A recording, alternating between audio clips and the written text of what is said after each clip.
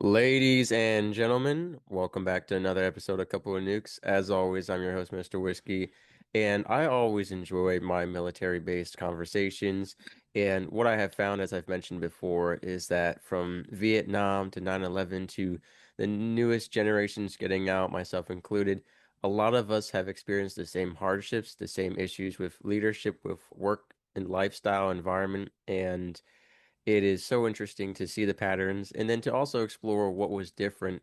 And so I always enjoy connecting with veterans and having conversations. It's so eye-opening, especially as I've mentioned before, the Vietnam veterans have stories that many people, especially the youngest generations, would think are fictional, that sound like movies or books more than real life. But it was a different world, a different time. And we have such a veteran here today, a veteran who has undergone more surgeries than I could count on all my fingers and toes combined, who has published a book, who is very successful and has lived a lot of life, had a couple near-death experiences, and we're going to get into that. So, Mr. Jay Setchell, so great to have you here, and I'd love for you to tell us a little bit about yourself, especially, of course, why did you join? When did you join? Whoa, Mr. Whiskey, that's a broad question.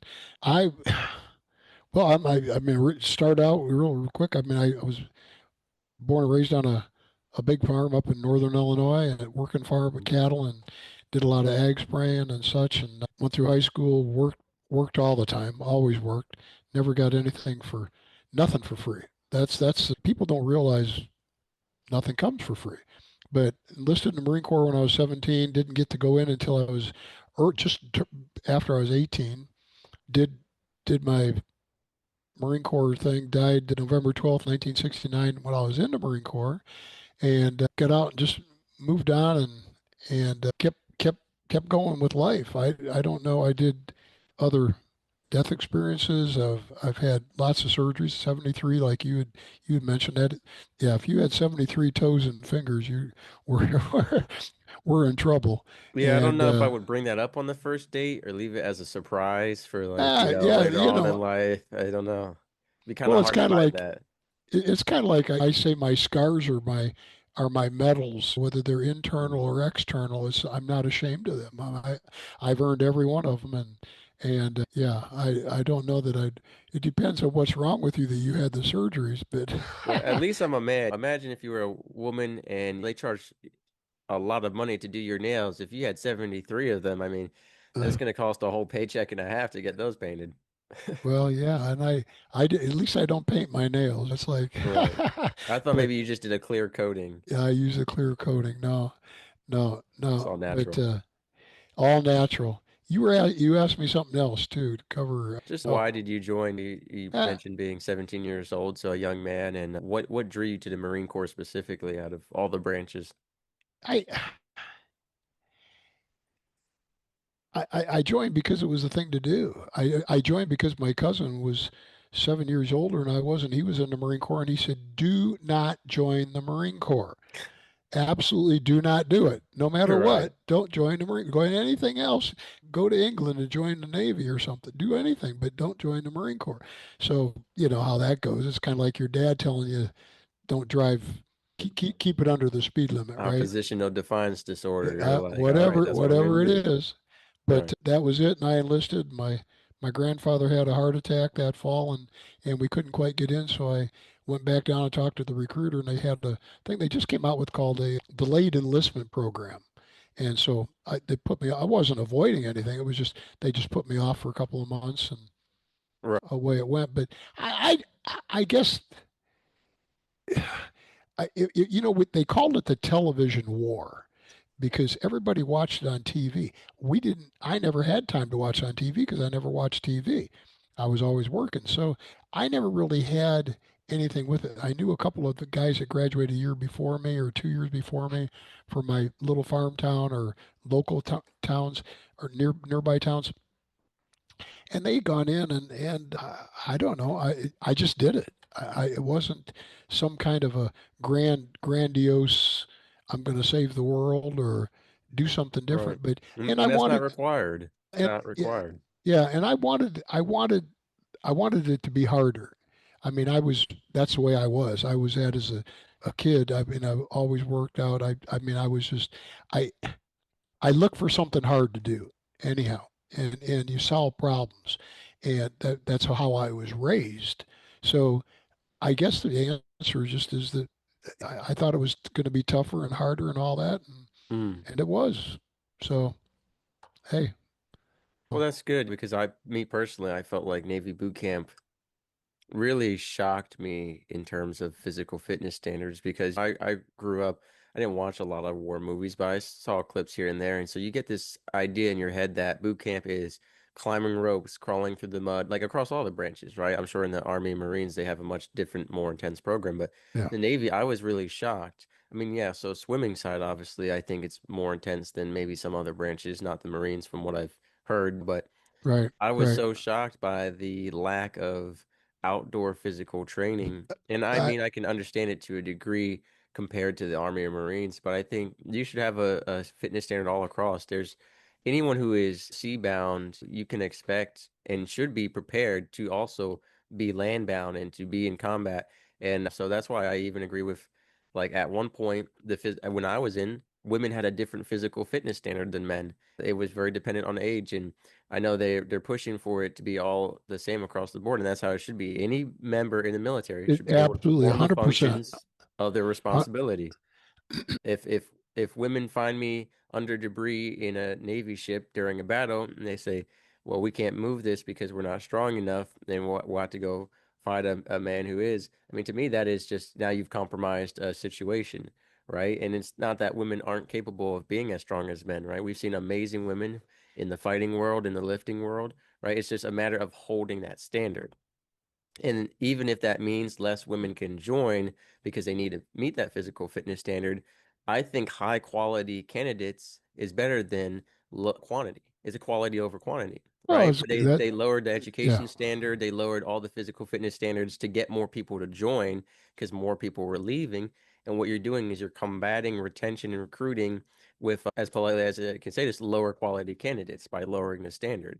And you should never lower the standard. The military should be if you meet the requirements, you can join us. If not, sorry. This isn't like an after school youth club. This is like a military organization. Well, and that's the way it should be. Is inequality always beats quantity? Well, I mean the quality and the one that I would use as a good excuse to that or a good reason for that is the Chosin Reservoir with the Marines fighting the Chinese outnumbered 33 to 1. That was the average. 33 to 1. I mean, that's crazy. Or what was it on Tarawa? I think it was the Japanese were so ingrained and dug in.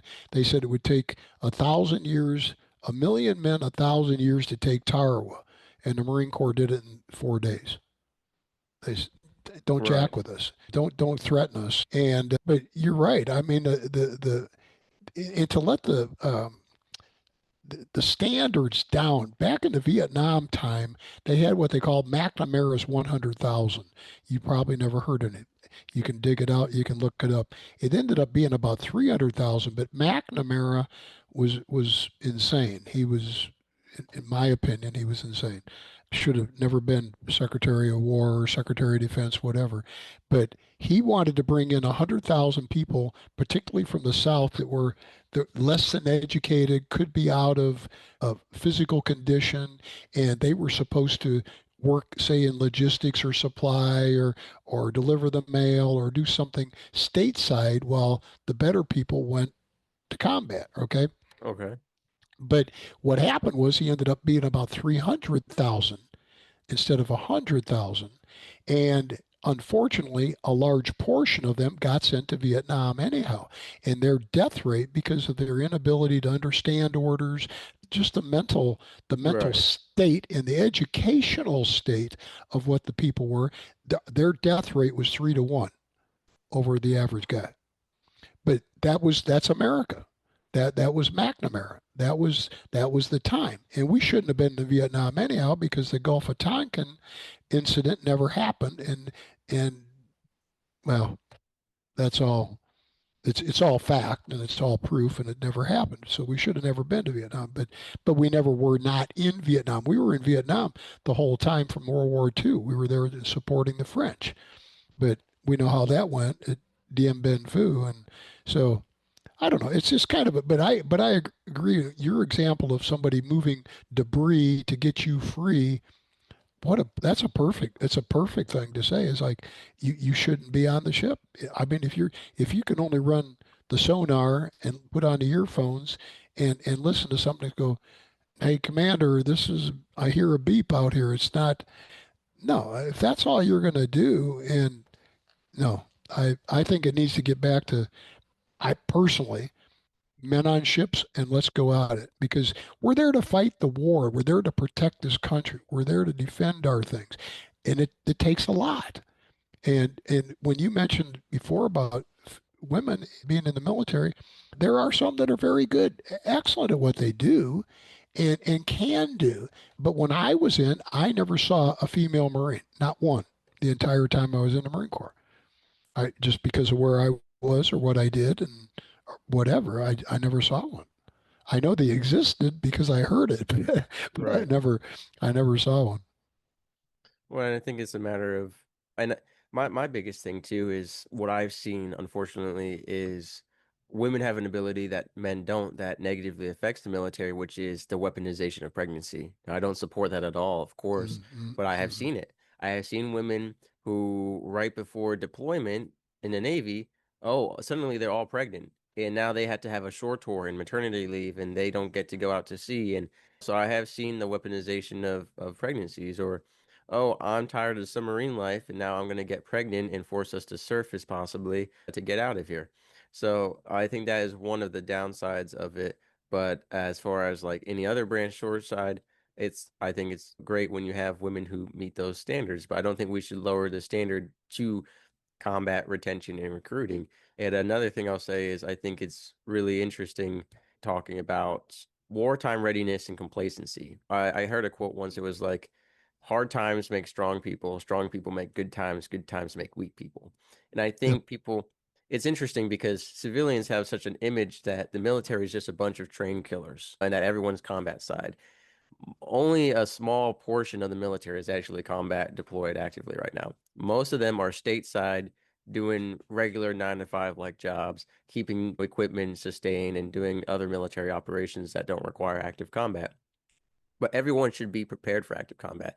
And I think part of it is complacency. There hasn't been a major war while we've had a lot of different conflicts going on. But even then, the number of people who are engaged in that combat compared to a war, it's a much smaller population. I think Oh, because of that, it's gotten complacent to the point that we're not ready. And people think, oh, well, you shouldn't be ready for war because that means you're an aggressor or this or that. No, it's about ready, preparation is defensiveness in being its ready. own way. Yeah, just preparation. You should. It's like in the Marine Corps. The old thing is it's and you've heard it because in the Navy hears that from the Marine Corps is that every Marine is a rifleman. Every Marine is a combat rifleman. Period. End of story. I don't care if you're a pilot, you're a lieutenant colonel, or if you're a two-star general, or if you're a gunnery sergeant in logistics or a cook. You are first of all and foremost a rifleman that happens to be a pilot or a tank driver. Well, we don't have tanks anymore. Okay, or a cook or a whatever. I don't know if we even have Right. cooks anymore. So that's the thing to get back to. And I want to mention it. It's like the standards when I back one of my jobs, one of the only job I ever had, and it wasn't a job, it was an adventure, and I loved it.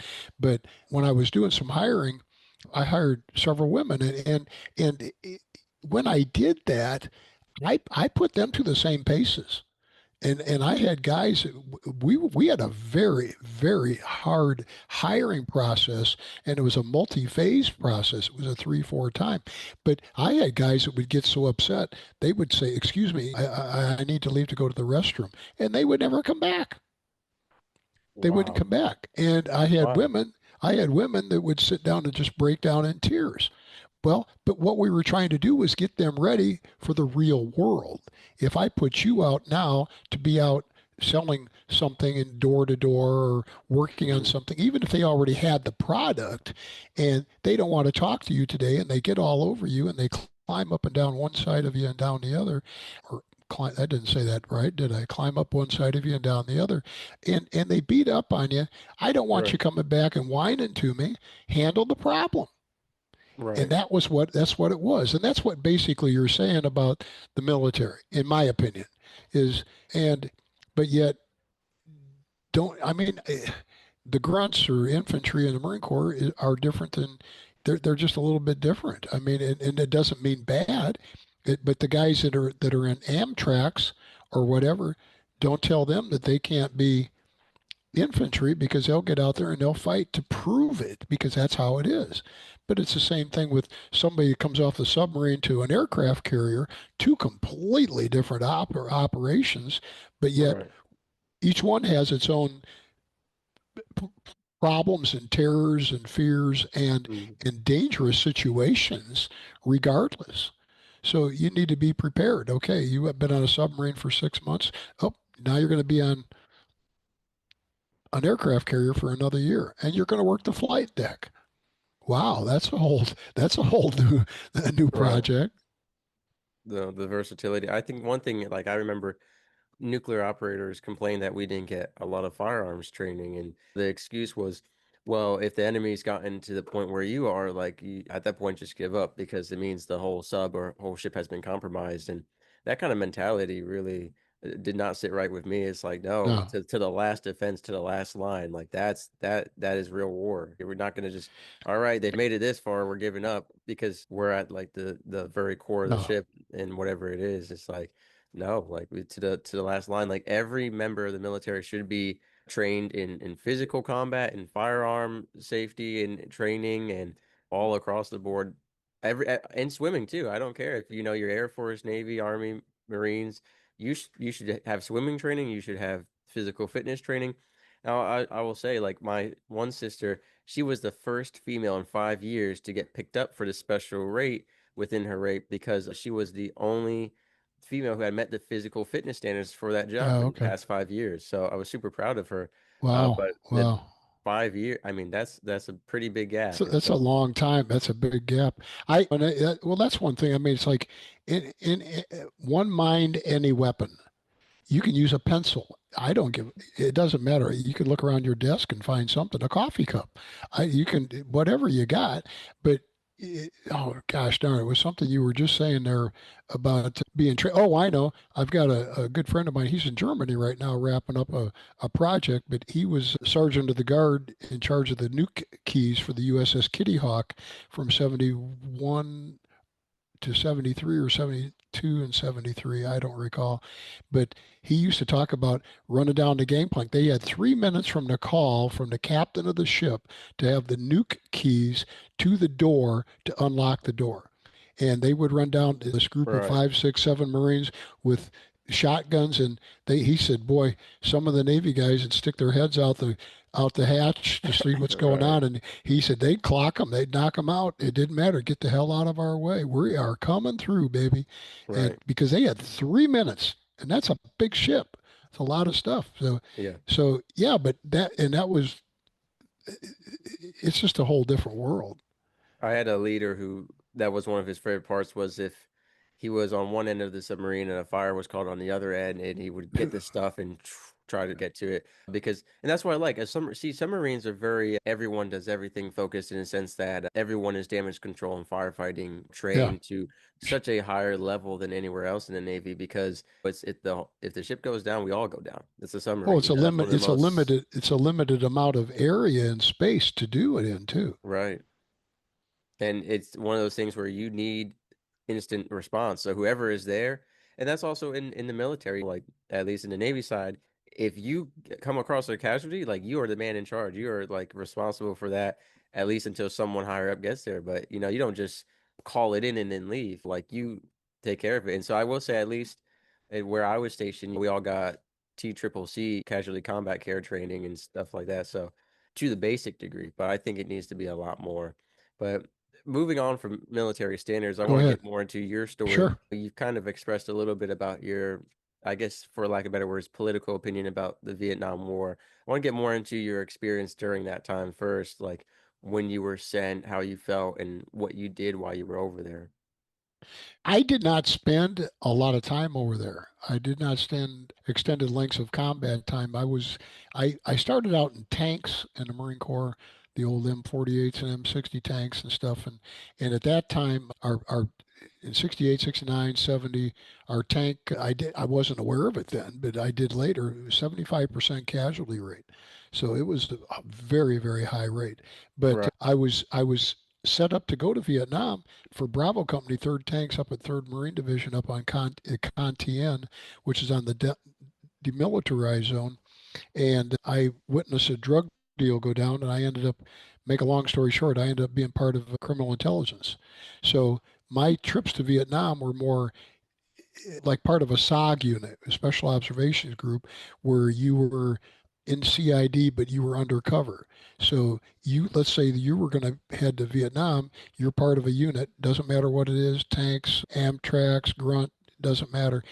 Maybe you're sick or they pull you out. It just, and then they stuck me in, and I was in under a different name, different serial number, and you went Okay. over and you followed that, and I see this guy, he's acting a little weird. It's like, oh, he's on something. So you find out what they're on, what they're taking.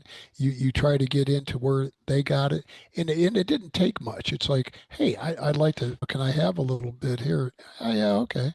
And they shared, and so from there you would just find out more about where did he get it from, where did they get it from, and try to take it up. So you were just a piece of the puzzle, and I would turn my information in, my written reports in, to go on back. But you witnessed enough, you saw enough, and it's indescribable. But yet there's people that had Vietnam service, quote unquote, but yet they were air traffic controllers in Thailand, and they never went to Vietnam. They flew over Right. Vietnam. There were guys in the Navy that Hmm. got a lot of them got Vietnam commendation medals, but yet they were at sea and never saw land.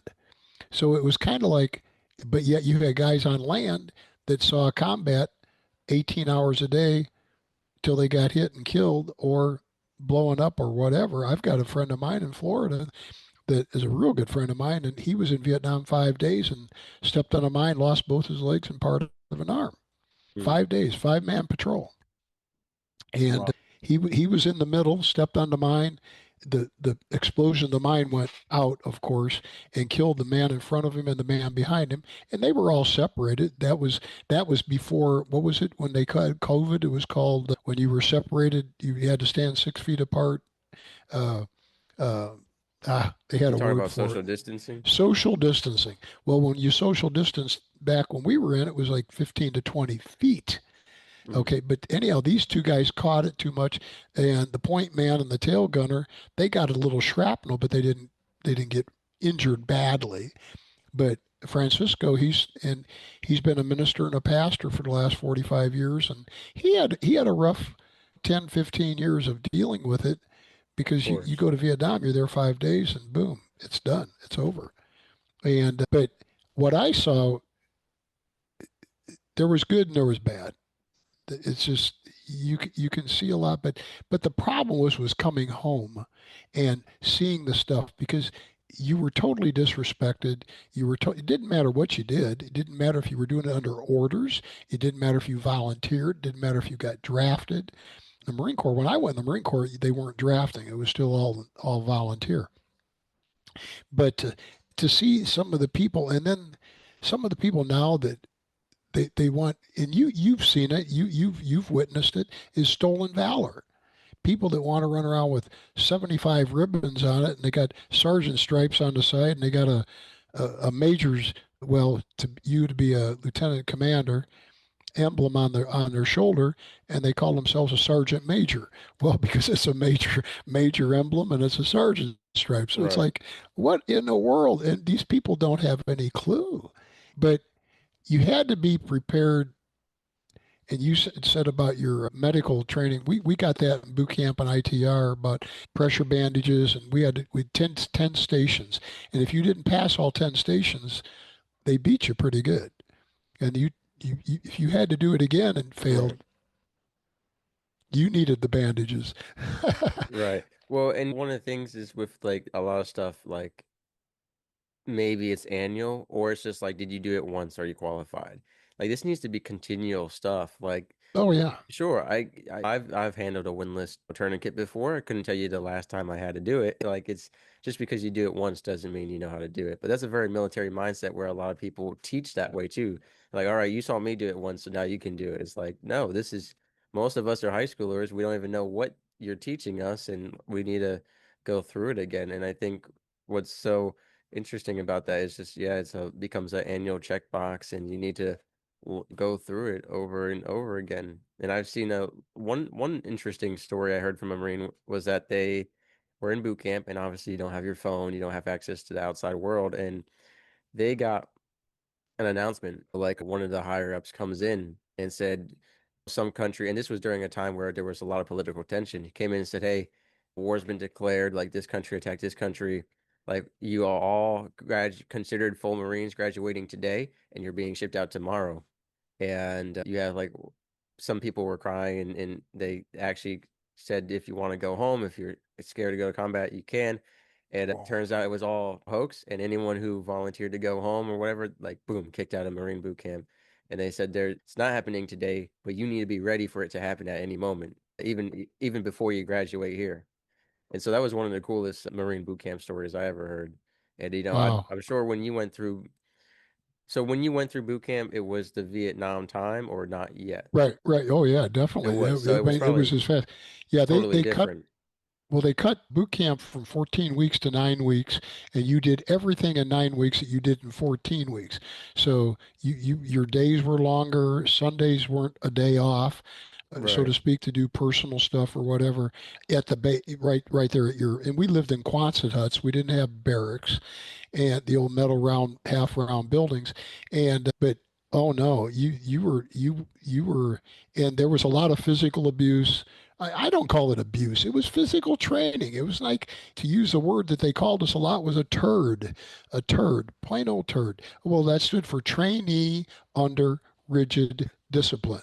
So it had a little tone to it, but yet Right. you were a puke. You were lower than a civilian. You were, it was, I mean, and you got hit. You got punched. I mean, if you didn't get punched in the solar plexus and throw up blood, something was wrong. Everybody got it. Everybody got it. I mean, punched in the face, it didn't matter.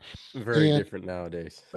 oh, now they can't even Now call it's him a hazing. name. You can't even You can't call him even a name. pin. My buddy wanted it where when he ranked up to get it smacked into his chest to pinned on, and they said they weren't allowed to do that. That was hazing and improper To because do someone what? complained one time. I don't remember the name for it, but when he ranked up and you get your new rank tab, it has In the the metal Marine pins in Corps? the back. This was Navy side. Okay. Um, the thing was like I think when you went from E4 to E5 or whatever rank it was, they would smack the pin into your chest, so Oh yeah, it yeah, would yeah, poke you yeah. a little bit. Right, right, And they right, said you right. can't do that anymore. It's considered hazing, like that it was wrong. And someone complained that someone had done it too strongly one time, and so they couldn't do it. But and there was people who wanted to do it because it was a sign of manhood It's in military service. So it's you're ranking up. y- Like there's going to be more responsibility on you and more pressure, and it's going to be a lot more difficult. You yep, don't just rank yep. up for nothing. Well, Well, nowadays you do, but you're not supposed to.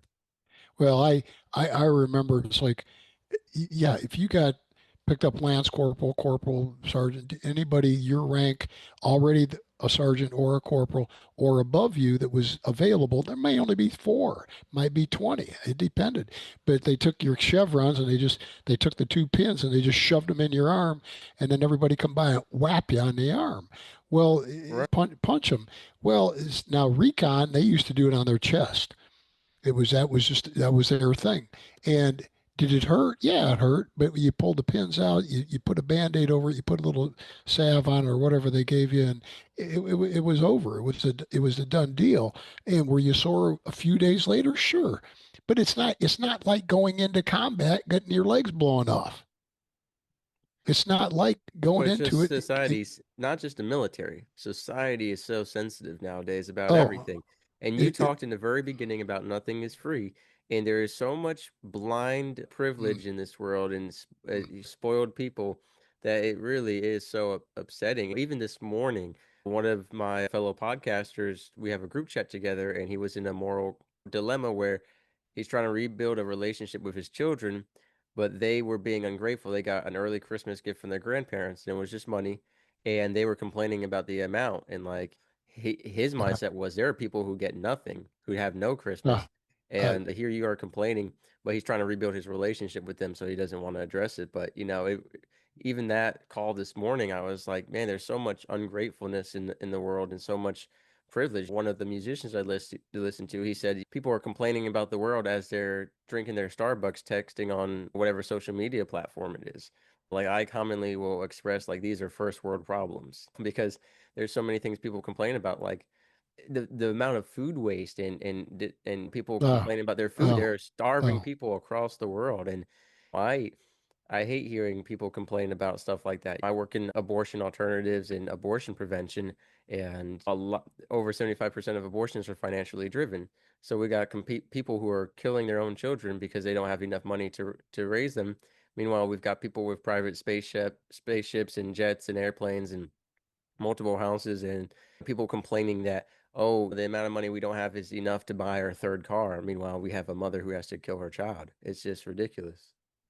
I think that that is probably something that's always gone on. It's always gone. It's gone on from the Roman times or before that, just a different degree. But what you're Right. saying here is you said something about you didn't have a phone. I mean, I remember way, way, way before pagers were ever even talked about. A satellite, what's a satellite? It's like you don't have any comprehension. But that in general, the soft the softening of this country, and they want it now, and I've called it for years. I've called it the microwave society because they want it immediately. It's like put it in the Mm. microwave. Oh, let's nuke it. Nuking. Speaking of Couple of nuking, nukes. Yeah. but I yeah, a appreciate that. couple. Well, we'll nuke it a couple of times because it's not warm enough. Right. But it's still radiation. But my point is that it's Instant too gratification society. too much. People want it right now. We're raising twins. They're 8 years old. We've had them since they were 3 weeks old, and I know that, and it drives me crazy. But the first thing they want to do when they get up in the morning before they head off to school is get on their iPads for 5 or 10 minutes. It's like, oh my gosh. I mean, when I was their age, 8 years old, you were outside feeding cattle and climbing silos and Right. busting your butt and coming in, and you were out before sunup because the cattle were already mooing. And you never thought a thing about it. But like you said, you can get $20 or $50 or whatever it is, and it's not enough. And back in our day, you got your aunt knitted you a pair of mittens, and you didn't like mittens because I liked gloves because I used your fingers for Right. tractors and but yet you still wrote Aunt Sally a thank you note that said, Aunt Right. Sally, thank you for the mittens. They will keep my hands very warm. Thank you. Love you, Jay. We had to do that, but you learned responsibility. You learned about appreciation. And today it's just like they go from Nothing is by ever good enough. oh, they go by Whataburger, and then they go by McDonald's, and they go by Chick-fil-A, and then they go by here, and they go, well, I want that instead. Well, I want that Mm. instead. No, hey, let's go home and have a peanut butter and jelly sandwich or whatever. Let's go home and have a Right. bowl of soup. Let's go home and Well, make people something. enable it is what you're getting Oh, at is people enable it. a lot of it's enabled, and and and you said before about the easy times make for a weaker person, and it's true because you want to give them and give them and give them, and they don't understand what it took to get it, and the person that's giving it already had a good time because of the people that paid the price, and they don't realize what they're giving away and how bad they're hurting the person underneath them and their children at this point and young people. And it's like even people in their 30s, a lot of people, there's some very, very good ones, very, very sharp ones. You're 23, you're sharp with it, you're on but the ball, you're on the stick, you got an understanding. But there's a lot out there that don't have a clue. And I know a lot of people that aren't hiring college graduates, for example. They're Oh not yeah. hired. They won't do it. They will not do it. I don't give a 100%. 100% because they get out. They want more. They want all this. They want all this. They want this. They want that. They want whatever, but they don't have any experience. Hmm. I'd rather hire somebody that's got 3 years a good experience or a couple of years of experience of doing something of working and understanding sweat and pain and hurt than going to college to get something that, and when I did a lot of interviewing back with a big corp, fifth largest corporation in America at the time, 90, it was about 96% of the people that I interviewed, you were supposed to have a college degree. I don't. I never did. But 96, about 95, 96% of the people never even worked in the area that they got a degree in. Hmm. And it's the same way today. It's not, it's just they want a piece of paper. But that piece of paper just cost you 20,000, 50,000, 100,000, 200,000, whatever. Now, there are certain things, whether that's an attorney or whether it's a doctor or whether it's certain things. But with the DEI and the wokeness, if you want to address those issues, I don't want somebody that went to a medical school on a DEI or a woke school to get them through so they could say we promoted somebody through because of this reason Right. to operate on me. Hmm. And I've had a lot of operations. I don't want a little operation or a big one. It's like, do you want a guy fresh out of school that's an attorney defending you for murder that doesn't know anything, or would you rather have Perry Mason? Well, It's and I like, think it's all across the board. What it should be is that all job applications and rank for the military and corporate rank up opportunities. You should see the awards, the experience, and that's it. There shouldn't be any race, any age or gender, whatever it is. It should just be based solely off of the experience and qualifications. One of the reasons that I left the military in combination with medical issues was because of politics, because a promotion that I was supposed to be getting was given away for DEI because I didn't fit the bill. Because, quote, we need more Asian instructors. We have black, Hispanic, and white. We don't have enough Asian people here. uh, So I think with like you said, I mean, Tom McDonald once said, I don't care if my airplane pilot is gay or not, as long as he can fly the plane. Like it doesn't matter.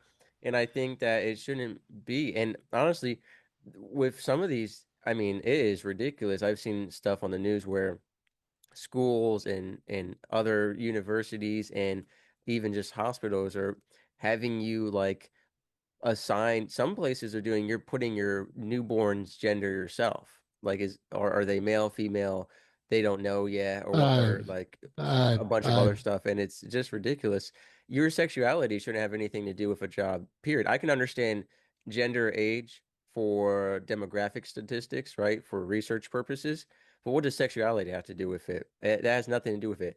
age age and gender, right? Those have always been part of business of target marketing, of understanding your audience, your demographic, or who's working for you and what kind of promotions.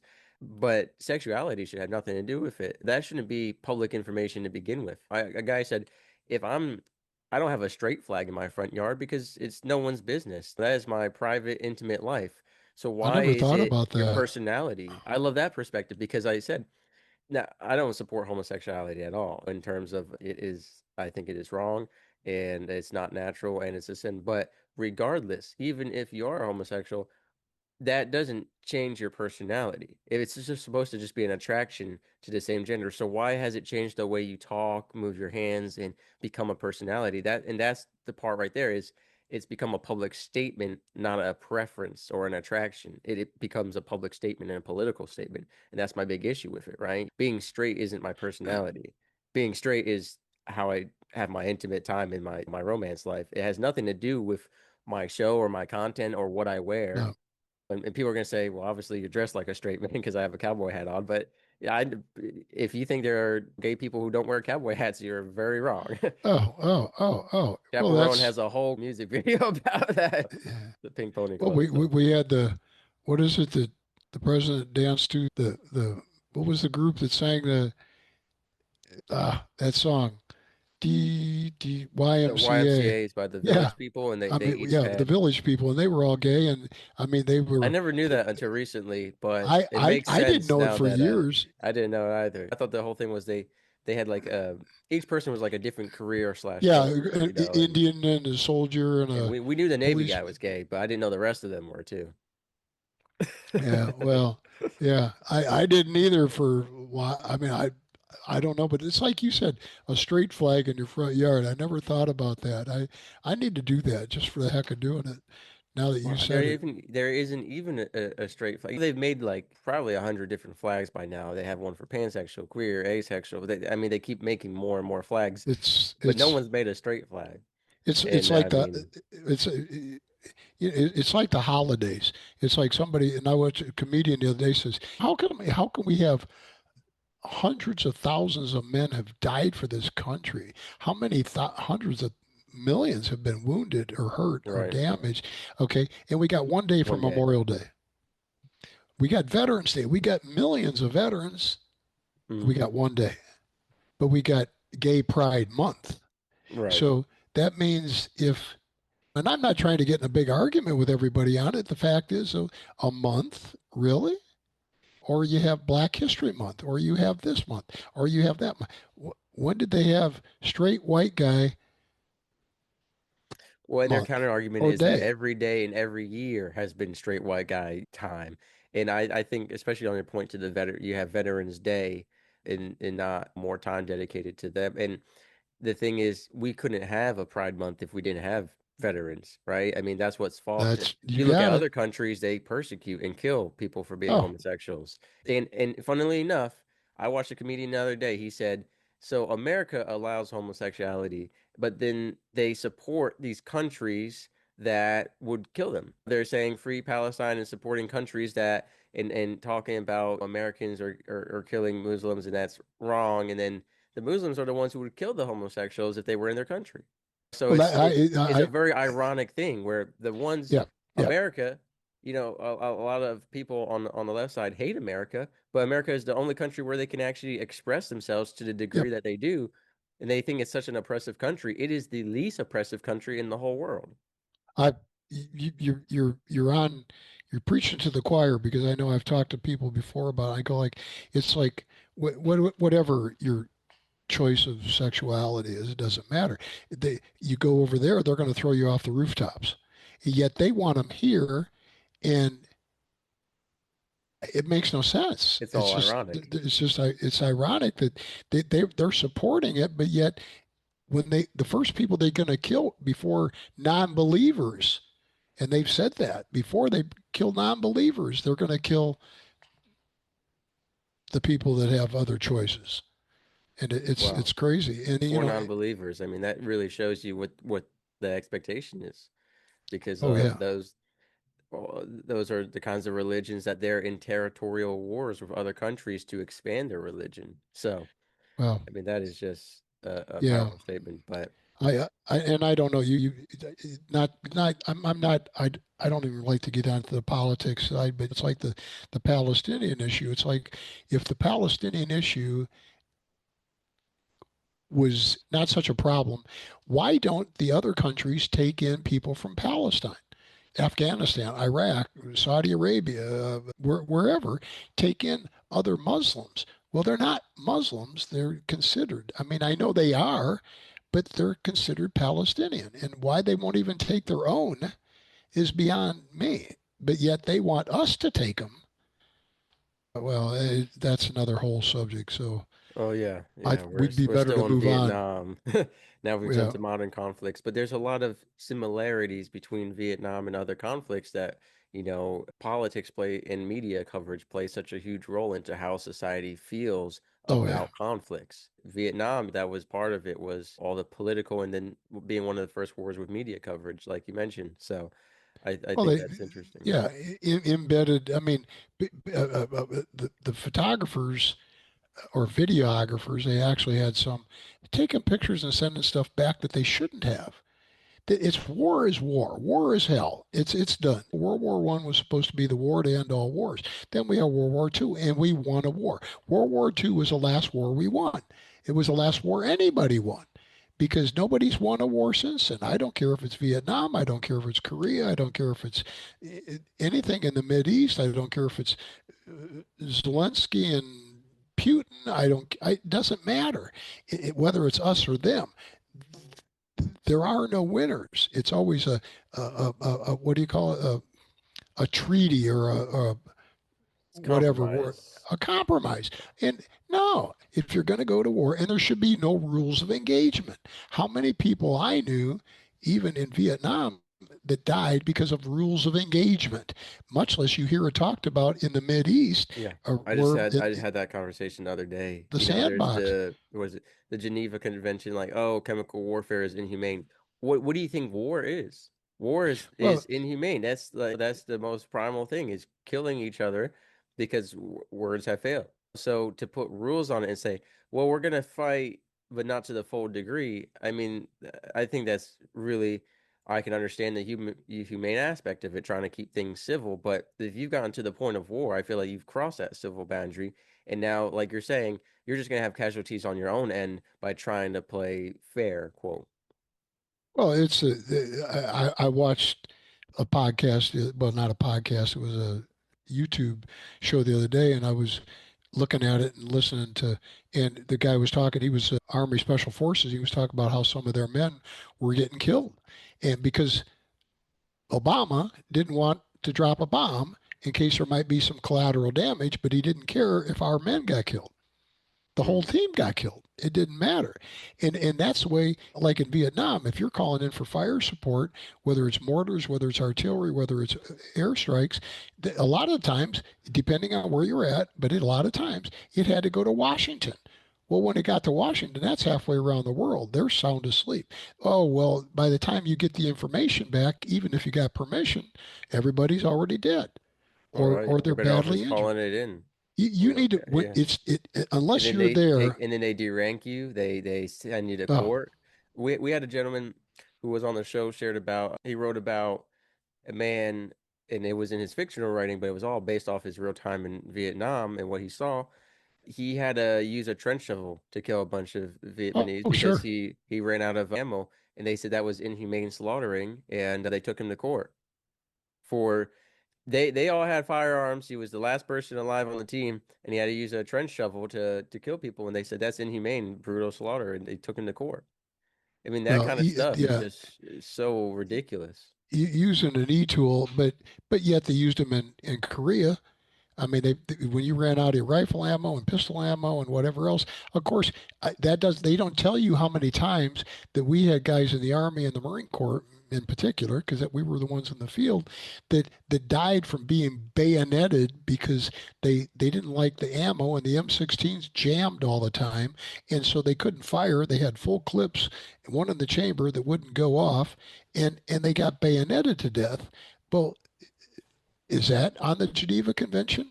Now, when the M16 first came out, it had a tumbling round. When the round went in you, it went in a small hole, but it blew a big hole out of you, a big hole. And one round would take you down. But you hear all sorts of people say, "Hey, those 5.56 green tips that they're using in the sandbox, they have to shoot people 6, 8, 10, 12 times to take them down. Otherwise, it's just one quick hole, right through you." Right. And now, what's more humane or what's more inhumane? Shooting them 10 or 12 times or shoot them once and be done with it? And it doesn't matter. I mean, what was ISIS doing? Putting people in cages and then lighting them on fire or dropping them into swimming pools or doing whatever. Now, that's all okay. But when we're going to go out, we have to get permission to watch to shoot somebody that we just watched set a roadside bomb that's going to blow up the Right. convoy. That we can't do it. We can't do it. But we're going to let our men die because that's the rule that some non-combatant. Never Okay. mind. I don't want Right. to. I don't want to say what I want to say. No, but I'm in total agreement with you. It's ridiculous, and that's a whole conversation on its own. But for the sake of time, just because Yeah, I've got a go lot of ahead. meetings today, I want to focus in on your book, especially. I think that's the biggest.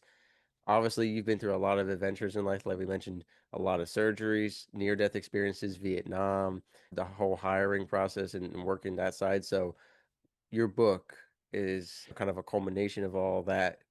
I want to talk about that. Okay. I had been asked to write a book for years, many, many years. And I look back and I thought if I had, I sure would have missed a lot. That's kind of a lot of stuff in there. But I was finally convinced a couple of years ago to do it, and I dictated it. It took me about a year, and a lot of it was pretty hard thinking back about things I've been trying to forget for 55 or 60 years that happened. Dying in the Marine Corps. I don't want to remember it. I don't want to remember the Right. details. So the book really amounts to, it's called The Strength Within You. It's Always Too Soon to Quit. So that's the main title is The Strength Within You, and the subtitle, It's Always Too Soon to Quit. So, but it's really, yes, it does cover some of the medical issues, the deaths. It doesn't get into them in a lot of detail. It covers a couple of surgeries or a couple of weird, crazy things that happened while I was in the hospital after surgeries. But it's more about how do you find the strength within you to fight the battles that you're going to have to, the adversities you're going to come across. Do you find the strength from your upbringing, from your religious upbringing, if you had one, or your relatives, from your neighbors, from friends, from teachers? Do you find it from life experience? Do you find it from anger, frustration, pain? Pain can be a great motivator. It can be a great motivator, but using all those tools, everything that you can find within you, or lessons or things you've learned, things just the way you've assimilated life and become knowledgeable about things. Do you dig into that and understand it to combat it? But I want people to understand the tools that they can have within them, the strength within them, to fight the adversities, the obstacles, the roadblocks, the failures that they're going to all have in life, and you're going to have in life. You're going to run into things as you already have, but some of them could be major, very major, and you don't want them to be, but they just happen. I didn't want to break my neck in multiple places and drown when I was 31 and a half, but it happened, and Right. it just does. So that's really, the book is really more about helping you get through and finding, and the reviews we've had on it are amazing, amazing. They just read it. It's a good thing to dig in. And I put a lot of little comments in there about doing things like inch by inch, it's a cinch. In other words, you can't go out and do anything. You didn't learn what you learned in the Navy. You didn't learn what you're doing now by taking great big steps. Today, I'm going to go from here to I'm going to be podcasting tomorrow. You did it a little bit at a time. Right. So you can get down the road a long ways like that, but listen to other people, ask questions. It's like I've started, oh my gosh, I don't know, 25 companies. We've taken some into the six figures, seven figures, eight figures. And in a lot of it, people don't understand. They need to ask questions. What is it that needs to be done? What service? What product? Talk to other people that are doing it. If you're running a really successful roofing company, putting on a certain kind of roof, and you're in Georgia and I'm in Tucumcari, New Mexico, I'm not going to be in your market and you're not in my market. So if I come visit you and I sit down and I'd like to talk with you for 3 or 4 hours, I'll pay you for your time if you want, whatever. But figure out what it is. What have you run up against? What don't you understand? And always, you should always know your competition. Know your adversities. Know or your adversarials. Know what you're going to go up against, and it just really helps. But the book itself, like I say, and that it's going to be available on, it's coming out the 20th. They had it on pre-sale right now for the ebook. It's, matter of fact, it's number one in teenage, older teen and younger adult motivational and inspirational books, and it's also number one in attitudes or something. What was that they told me? The publisher said attitudes and ways to get through physical problems and issues like I've had, and that's what it's about. It's like what did it take you to get through a certain thing?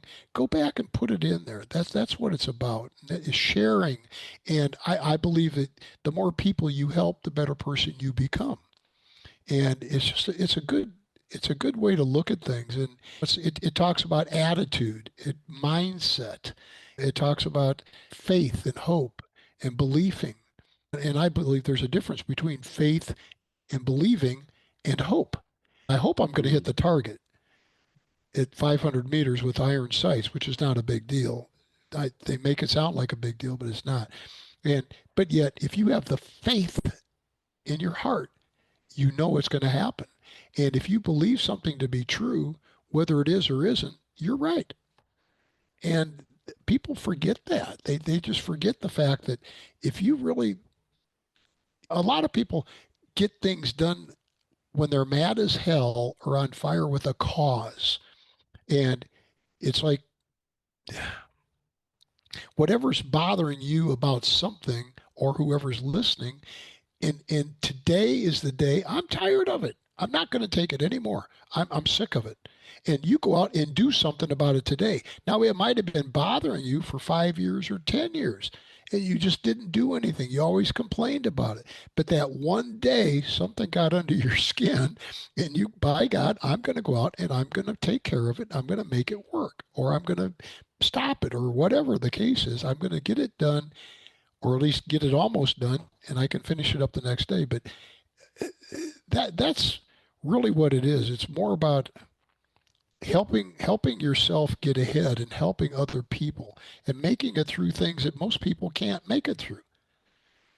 So I talk about several different things in there, but it's only like 160 pages long. It's not a very long book, but I like I said, from the reviews that we've gotten on it are staggering, because you talk about grit, you talk about perseverance, you talk about courage, you talk about perseverance, like I said, determination. Talk about all these words, but what do those words really mean? What are they really going to do? It's like you can accomplish things. It's like attitude and or mindset. And if I may, I'll give you a good example real quick. A mindset. Many years, about 40 years ago, I was on the beaches over in Georgia, and they had these little wind carts that you would get in. A sailor would understand it because, well, if you sailed with a sail, you would Right, understand it. If right, you were a nuclear submarine, you wouldn't understand it.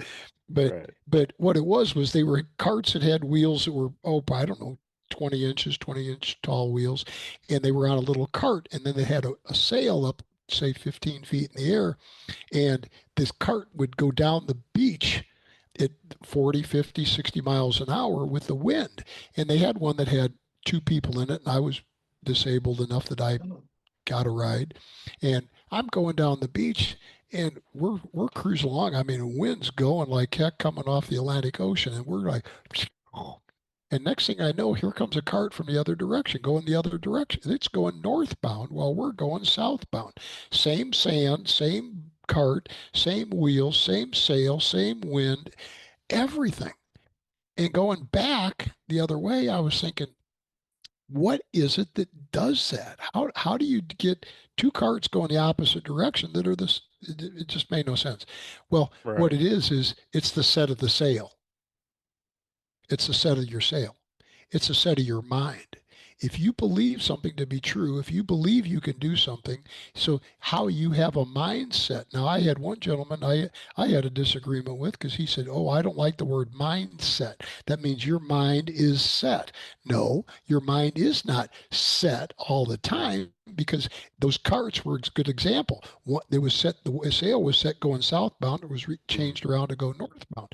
But so your mindset to believe something is actually possible and you can accomplish it. You just have to find out the ins and outs to how to do it and put it together like you're doing with what you're doing. That's a good mindset. You have a good attitude mm. about it. There's So fixed versus dynamic. People forget that mindset. You can have a fixed mindset where you're not open to change and learning, and you can have a dynamic one where you adapt and evolve yeah, and yeah, change, but good, yeah. still are aligned with what you believe, which is so important. I talk a lot about alignment. And Mr. Setchell, I hate to do this, but because of time with the holiday season and everything, Go I'm for it. gonna have you back on another day because Okay. there's a lot to unpack. Like you and I have talked about off mic. There is so much to unpack because the whole disability field is a whole episode on its own. And that's definitely a Yes, conversation I sir. want to get into with you, along with post military service ID and all of that stuff. And so we're going to have link for your book below for people to get. It's coming out right with the holiday season, so perfect stocking stuffer, if you will, for people, especially like you mentioned, those young adults, setting them up for the right course. What I've been sharing a lot lately on the show is that our look back is someone else's look forward. And so, as mentors and leaders, it's important for us to help Um, set them up, right? We and need I've to got, understand that you I, mentioned the I, power of questions, and asking questions and getting advice from people ahead of you is important. But we, as the people who are ahead, need to remember that people don't even know to ask questions. And so sometimes it's on you, your responsibility to give answers to unprompted questions. And I know people and will I say, well, agree. that's unsolicited advice. No one's going to listen.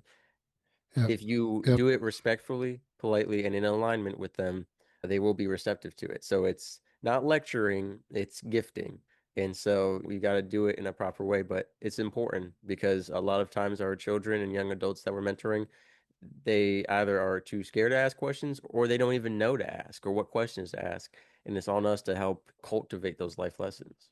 It is. It is, and there's a one of the quick ways around it is just like saying, you know what, you're doing a pretty good job at that. Can I show you a different way to do it, a little bit more that might help a little bit, or make it quicker or easier or less strenuous or whatever. So, but you're right. There is a lot. I mean, and I've started so many businesses and done a lot in marriages and children and there's a ton out there. Or the physical challenges. So, no, I look forward to being back on. Sounds great. Right. So, Mr. Setchell, thank you so much for your time today. Like I said, I'll have you back on to cover a variety of different topics, but I appreciate what we've talked about today.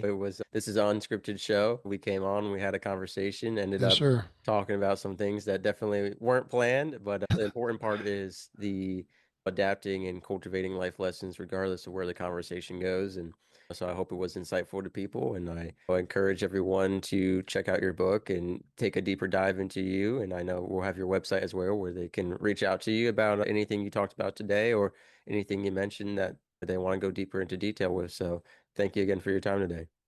You're welcome. And you mentioned a website, and it should be up here within about a week. It's called neverquittrying.com. And then I've got an email there, jay@neverquittrying.com. But the book will be there too. But yeah, Amazon and those places are better, I think. But thank you, sir. I appreciate it. You're well spoken and you got good questions, good insight, and appreciate it very much. Thank you.